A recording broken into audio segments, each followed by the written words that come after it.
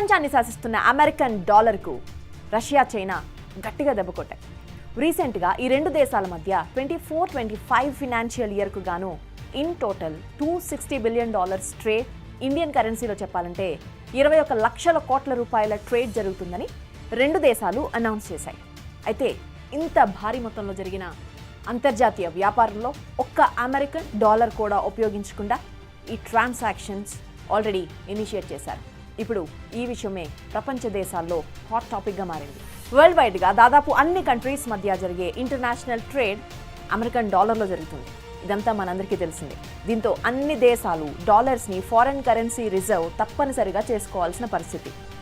ఈ సిచ్యువేషన్ని అడ్వాంటేజ్గా తీసుకుని అమెరికా తన కరెన్సీని ఒక ఆయుధంగా ఇప్పటి వరకు మార్చుకుంది. తన మాట వినని వారిపై ఆర్థిక ఆంక్షలు విధిస్తోంది అమెరికా. అందుకే ప్రపంచంలో అమెరికా డామినేషన్ నడుస్తూ వచ్చింది. అమెరికా చెప్పిందే వేదం. అమెరికా హుకుం చేస్తే అందరూ వినాల్సిందే, లేకపోతే లేని కష్టాలు ఎదుర్కోవాల్సి వస్తుంది. పైగా అమెరికా ప్రభుత్వం తీసుకునే తప్పుడు నిర్ణయాల వల్ల డాలర్ విలువ తగ్గిపోతే ఆ నష్టాన్ని ఏ తప్పు చెయ్యని మిగతా ప్రపంచ దేశాలు భరించాలి. బట్ ఇప్పుడు పరిస్థితులు మొత్తం మారబోతున్నాయి. అమెరికా తీరుతో విసిగిపోయిన కొన్ని దేశాలు, ముఖ్యంగా fastest developing economies BRICS, American డాలర్కు ఆల్టర్నేటివ్గా లోకల్ కరెన్సీలో లేదా అందరికీ అంగీకారమైన కొత్త కరెన్సీలో బిజినెస్ డీల్స్ చేయాలని ముందడుగు వేశాయి. ప్రపంచంలో సూపర్ పవర్ అమెరికా, అత్యంత బలమైన మిలిటరీ పవర్, పెద్ద ఆర్థిక వ్యవస్థ అన్నీ అమెరికా సొంతం. మరి అలాంటి అమెరికాని ఈ బ్రిక్స్ దేశాలు ఎలా ఎదుర్కొంటాయి? ఇది సాధ్యమేనా? ఈ ప్లాన్ సక్సెస్ కావాలంటే ఇండియా ఎందుకు కీలకం? ఈ ప్రశ్నలకు సమాధానం ఇవాల్టి వ్యూలో. Welcome to the view. నేను రూపా ఇందుకూరి.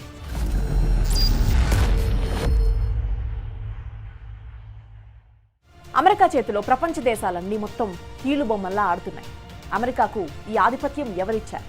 అమెరికా ఒక సూపర్ పవర్గా ఎలా ఎదిగిందో ఒక్కసారి బ్రీఫ్గా ఎక్స్ప్లెయిన్ చేస్తా వినండి.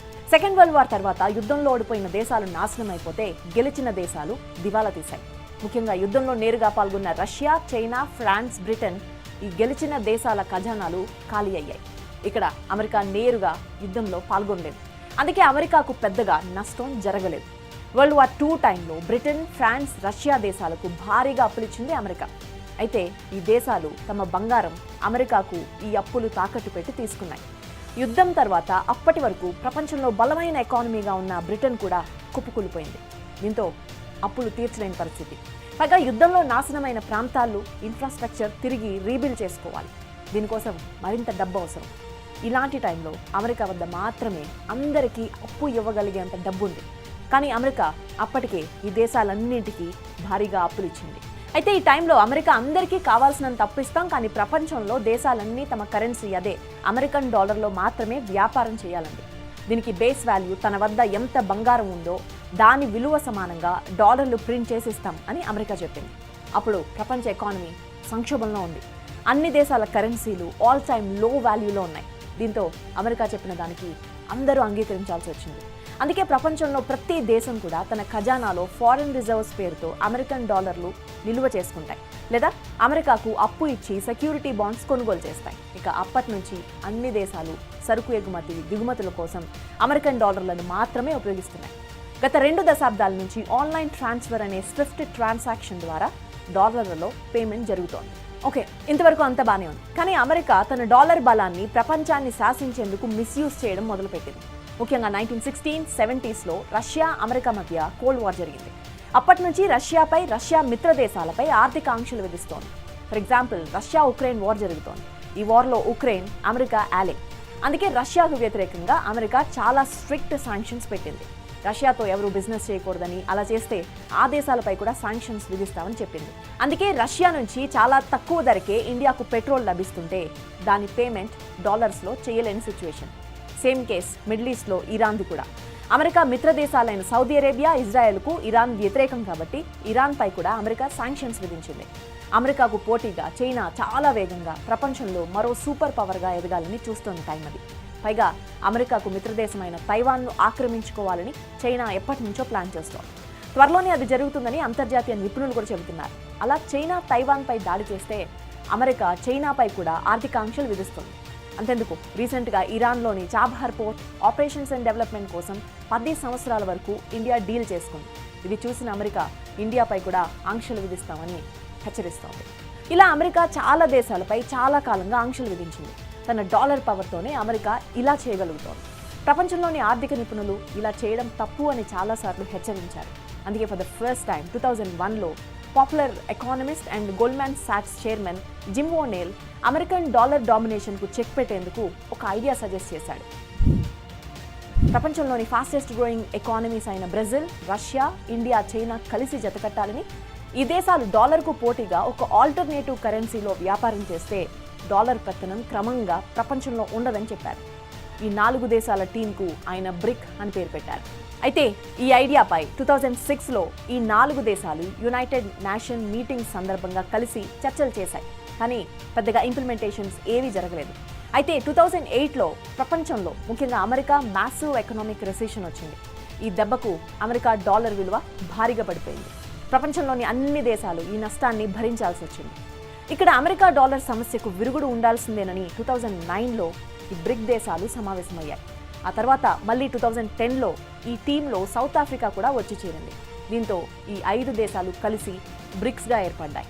సో ప్రపంచంలో ఇంటర్నేషనల్ ట్రేడ్లో మోర్ దాన్ 80% ట్రేడ్ డాలర్లోనే జరుగుతుంది. అందుకే బ్రిక్స్ దేశాల ప్రైమ్ టార్గెట్ డీ డాలరైజేషన్, అంటే ప్రపంచంలో అమెరికన్ డాలర్ ఉపయోగాన్ని తగ్గించడం. ఈ దేశాలు వీలైనంతగా తమ లోకల్ కరెన్సీలోనే వ్యాపారం చేయాలని నిర్ణయించుకున్నాయి. ప్రపంచంలోని 42% పాపులేషన్, 25% ల్యాండ్ ఈ 5 దేశాల్లోనే ఉంది. బ్రిక్స్ ఇంపార్టెన్స్ గమనించి ఆ తర్వాత 23 దేశాలు ఈ కూటమిలో చేరేందుకు అప్లికేషన్ పెట్టుకున్నాయి. ఇప్పుడు 2024లో బ్రిక్స్లో UAE, ఇరాన్, ఇథియోపియా, ఈజిప్ట్ చేరాయి. సౌదీ అరేబియా కూడా త్వరలో చేరబోతున్నట్టు అనౌన్స్మెంట్ కూడా చేసింది.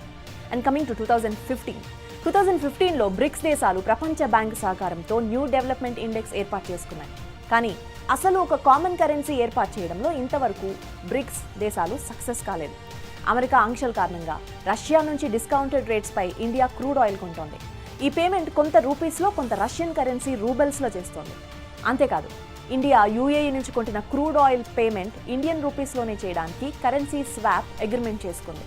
అయితే రష్యా చైనా కరెన్సీ యాన్స్లో ట్రాన్సాక్షన్స్ చేయాలనుకుంటోంది. దీని కారణం అమెరికా తర్వాత గ్లోబల్ వైడ్గా 6 to 8% ఇంటర్నేషనల్ ట్రేడ్ చైనా కరెన్సీలోనే జరుగుతుంది. పైగా 2023లో రష్యా, చైనా మధ్య $240 బిలియన్ ట్రేడ్ జరిగింది. ఈ ట్రేడ్లో 90% ట్రాన్సాక్షన్స్ చైనా యువాన్ కరెన్సీలోనే జరిగాయి. ప్రపంచవ్యాప్తంగా చైనా ఎక్కువ ఎక్స్పోర్ట్స్ చేస్తుంది కాబట్టి డాలర్కు బదులు చైనా కరెన్సీలో వ్యాపారం చేయాలని రష్యా చేత చెప్పిస్తోంది చైనా. కానీ అలా చేస్తే అమెరికా బారి నుంచి తప్పించుకుని మళ్ళీ చైనా చేతిలో చిక్కుకున్నట్లు అవుతుందని ఇండియా భావిస్తోంది. ఎందుకంటే ఆల్రెడీ ఇండియాకు చైనాకు బార్డర్ ఇష్యూస్ ఉంటూనే ఉన్నాయి. ఇప్పుడు ఈ పరిస్థితుల్లో బ్రిక్స్ కోసం ఒక కామన్ కరెన్సీ ఏర్పాటు చేయడం కష్టం. డాలర్కు ఆల్టర్నేటివ్గా యూరోప్ దేశాలు 1989 నుంచి ఒక కామన్ కరెన్సీ తీసుకురావాలని ప్రయత్నించి 10 ఏళ్ల తర్వాత 1999లో యూరో కరెన్సీ తీసుకొచ్చాయి. అది కూడా మరో 3 ఏళ్లు కరెన్సీ ప్రింట్ కాలేదు. కేవలం యూరోపియన్ యూనియన్ దేశాలు అకౌంటింగ్ కోసమే ఉపయోగించేవారు. ఆ తర్వాత 2002లో యూరో కరెన్సీ ప్రాక్టికల్గా వర్కౌట్ అయింది. యూరో కరెన్సీ వల్ల యూరోపియన్ దేశాల మధ్య వ్యాపారం పెరిగింది. ఆర్థిక పరిస్థితి కొంతవరకు ఇంప్రూవ్ అయింది. సో ఇప్పుడు ఇదే మోడల్ బ్రిక్స్ దేశాలు ఫాలో అవుతున్నాయి. కానీ ఇండియా, చైనా మధ్య ఫ్రెండ్షిప్ బలపడితే తప్ప బ్రిక్స్ కరెన్సీ ప్లాన్ వర్కౌట్ కాదని economist Jim O'Neill opinion. China, America ఆధిపత్యానికి సవాల్ విసరాలన్నా, అమెరికా దాటికి తట్టుకుని రష్యా తన ఎకానమీని నిలుపుకోవాలన్నా ఇండియా సపోర్ట్ వాళ్ళకు తప్పనిసరి. ఇండియా సపోర్ట్ లేకుండా అది జరిగే పని కాదు. అందుకే చైనా, ఇండియా తమ శత్రుత్వం పక్కన పెట్టి సేమ్ పేజ్లోకి రావాల్సిన అవసరం ఉందంటోంది. ఈ దిశగా ఈ మధ్య చైనా అడుగులు కూడా వేస్తోంది. ఇండియాలో తన అంబాసిడర్ని మే 2024లో పంపించింది. బోర్డర్లో చైనా మిలిటరీ వెనక్కు తగ్గేందుకు చర్చలు కూడా ఆల్రెడీ కొనసాగుతున్నాయి.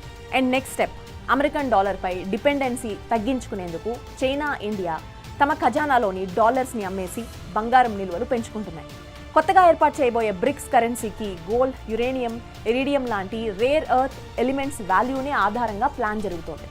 Bricks economy master plan success కావాలంటే ఏషియన్ జైంట్స్ అయిన ఇండియా, చైనా మధ్య పొలిటికలీ, ఎకనామికలీ టైస్ మంచిగా ఉండాలి. అండ్ ఇన్ కంక్లూజన్, మన RBI మాజీ గవర్నర్ సుబ్బారావు చెప్పినట్లు బ్రిక్స్ కామన్ కరెన్సీ వచ్చేంత వరకు ఇండియా తనతో వ్యాపారం చేసే అన్ని దేశాలతో రూపీస్లో ట్రాన్సాక్షన్ చేయాలి. యూరోని ఎగ్జాంపుల్గా తీసుకుని బ్రిక్స్ కరెన్సీ కోసం చాలా లాంగ్ ప్రిపరేషన్ అవసరం. వరల్డ్లో భవిష్యత్తులో అమెరికా లాగా ఒకే సూపర్ పవర్ ఉండదు. ఒక మల్టీపోలార్ పవర్ వరల్డ్ రెడీ అవుతోంది. కొత్త ప్రపంచంలో అన్ని దేశాల మధ్య ట్రేడ్, సైన్స్, కల్చరల్ పార్ట్నర్షిప్ ఉంటుంది. ఇలాంటి మంచి ఫ్యూచర్ త్వరలోనే రావాలని కోరుకున్నాను. That's all for now.